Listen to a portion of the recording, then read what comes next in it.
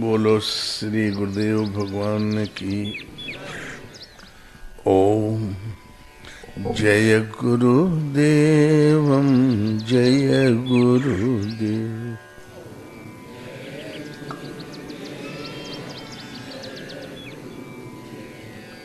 सोए पावन सोए शुभग शरीरा,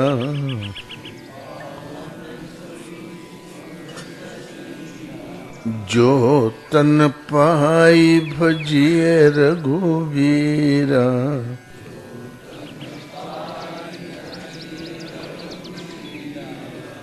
बोलो श्री राम जय जय राम।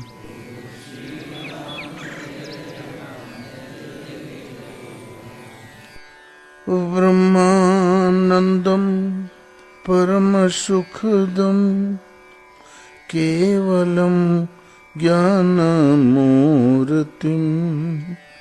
द्वन्द्वातीतं गगन सदृशं तत्त्वमस्यादि लक्ष्यम्। एकं नित्यं विमलमचलं सर्वधी साक्षीभूतं भावातीतं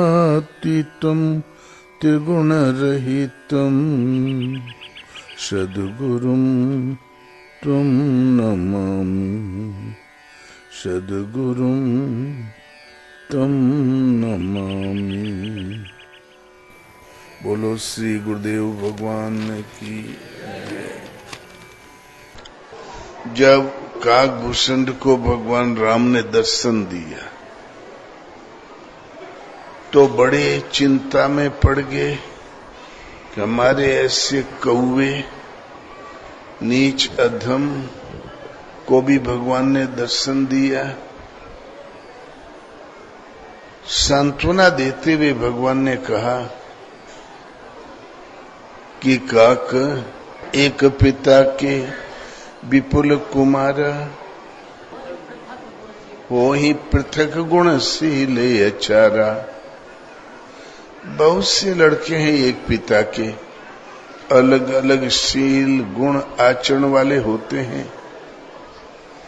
कोई पंडित, कोई तापस ज्ञाता, कोई धनवंत सूर को दाता। कोई पंडित, कोई तपस्वी, कोई धनवान, कोई शीलवान, कोई ज्ञाता, कोई सर्वज्ञ धर्मरत, कोई सब पर पित ही प्रीति सम हुई। कोई सर्वज्ञ है, कोई धर्मरत है, कोई शूरवीर है, पिता की सब पर प्रीति बराबर है। उनमें से एकाध ऐसा भी है, कोई पितु भगत बचन मन कर्मा, सपने जानन दूसर धर्मा। सो सुत प्रिय पितु प्राण समाना, यद्यपि सो सब भांति अयाना। वो सपने में भी दूसरा धर्म नहीं जानता। मन कर्म वचन से पिता का भगत है, न धनवान है, न गुणवान है, न विद्वान है, न शूरवीर है। वो केवल एक गुण मन कर्म वचन से पिता का भगत है। वो पिता को प्राणों के समान प्यारा होता है। यही विधि जीव चराचर जेते, त्रिजग देव नर असुर समेते। अखिल विश्व यह मोह उपाया, सब पर मोरी बराबरी दाया। इसी विधि के अनुसार चराचर जगत में जितने जीव हैं मेरे उत्पन्न किए हुए हैं। मैं पिता हूं, वो पुत्र हैं। सब पर मेरी बराबर दया है। इनमें से जो मद माया का त्याग करके जो मुझे भजता है, त्रिजग देव नर असुर समेता। ये जीव रहते कहाँ हैं? त्रिजग, 3 जगत में विभक्त है। 3 जगत, मृतलोक, देवलोक, पाताल लोक। इन 3 लोगों के प्रमुख नागरिक कौन है? देवता, मध्य लोक के नर, निकृष्ट लोक के असुर। त्रिजग देव नर असुर समेता, अखिल विश्व यह मोर उपाया, सब पर मोरी बराबरी दया। ये विश्व है, मेरा उत्पन्न किया हुआ है, सब पर मेरी बराबर दया है। 3 महु जेह परी हरि मद माया, भजहि मोहि मन बचे अरुकाया।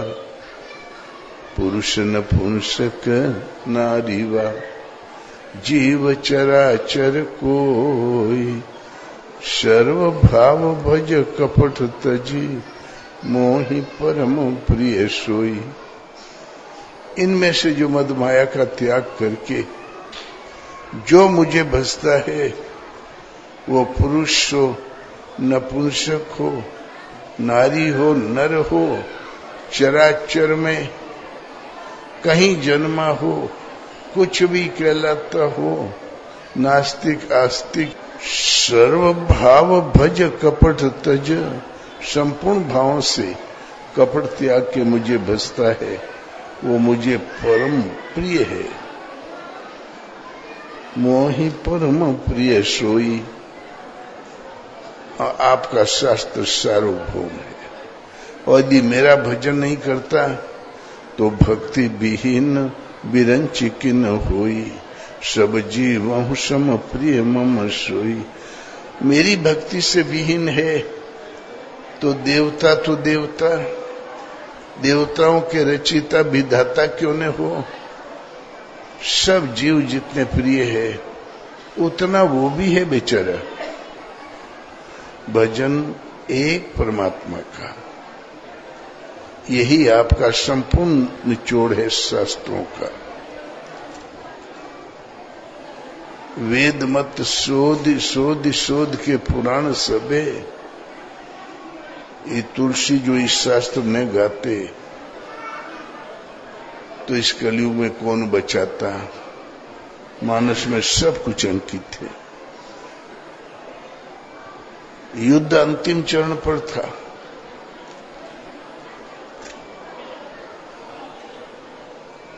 तब रावण लड़ खड़ा गया। देवता दूर से दृश्य देख रहे थे, नजदीक आ गए, बोले जय हो जय हो जय हो, राम आपकी जय हो। ये कहने का तो वो साहस नहीं जुटा पाए, क्योंकि वो जिंदा है।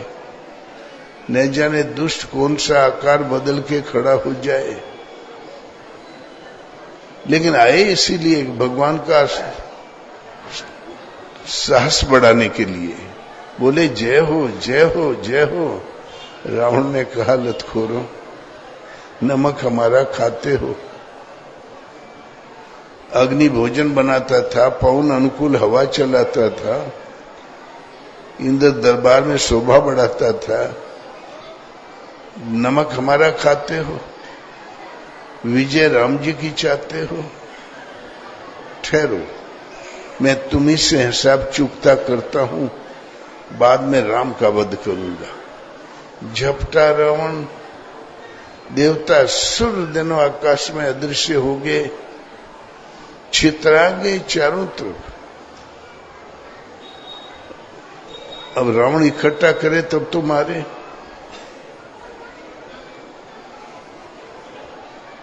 कोई इधर भागा, कोई उधर भागा।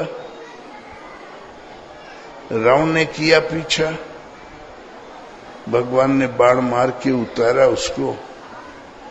युद्ध हुआ, मारा गया। तब सब देवता करीब आ गए, लगे प्रभु की स्तुति करने। कृत्य कृत्य प्रभु सब बानर ए, निरखंती तबानन सादर ए, ढिग जीवन देव शरीर हरे, तब भक्ति बिना भव भूली पड़े। भगवान ये वानर कृत्य है, ये मोक्ष प्राप्त है, आपकी सेवा में काम आए। हम देवताओं के शरीर को धिक्कार है जो आपकी भक्ति के बिना भव भूली पड़े, आवागमन के चक्कर में भूले पड़े हैं। मान लो कोई घनघोर जंगल में भटक गया हो, उससे आप रास्ता पूछे, क्या खाक बताएगा? खुद क्यों नहीं रास्ते से लग जाता है? अर्थात भजन एक परमात्मा का। भगवान को भजन करने के लिए मुख्य 4 ही कर्मोन्नत सोपान है, नाम, रूप, लीला और धाम। सर्वप्रथम नाम है, भाव कुभाव अनख आलस हूं, नाम जपत मंगल दिशि दश हूं। भाव से, अभाव से, झल्ला के, अनक से, आलस्य से जमवाई लेते हुए नाम मुंह से निकल जाए तो चारों दिशाओं में मंगल है। तो तुलसी जाहि मुखन ते, धोख्यों निकलत राम, ताके पग की पान नहीं, तुलसीदास के चाम। वो तो इतने अधीर हो गए, पावन नाम का जाप किया, हनुमान हनुमान हो गए। काशी मरत जीव अवलोकी, तासु नाम बल करऊं विशोखी। उन प्रभु के नाम के बल पर शंकर जी शोक से मुक्त अमृत में अभय पद प्रदान कर देते थे। और जपे हूं पवन सुत पावन नामो, अपने वश कर राख्यूं रामो। हनुमान जी ने पावन नाम का जाप किया, राम को अपने वश कर लिया। साधना की प्रथम सीढ़ी शुरुआत नाम से है। सबको विधिवत नाम जपना चाहिए, एक प्रभु में श्रद्धा स्थिर करके जो प्रभु को ही पुकारे उस नाम का जाप करना चाहिए। ओम राम शिव सबका मतलब एक ही है, आदि नाम ओम है। तो हम ध्यान तो धरेंगे लेकिन भगवान हमने देखा ही नहीं।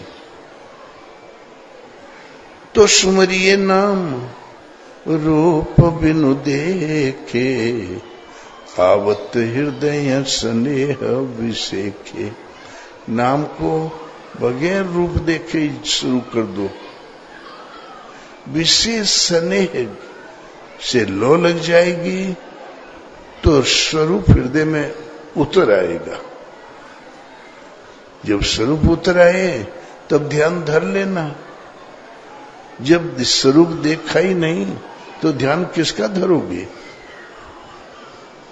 नाम से रूप, ये रूप आ जाए तब ध्यान, और ध्यान में थोड़ी परिपक्वता आई तो लीला।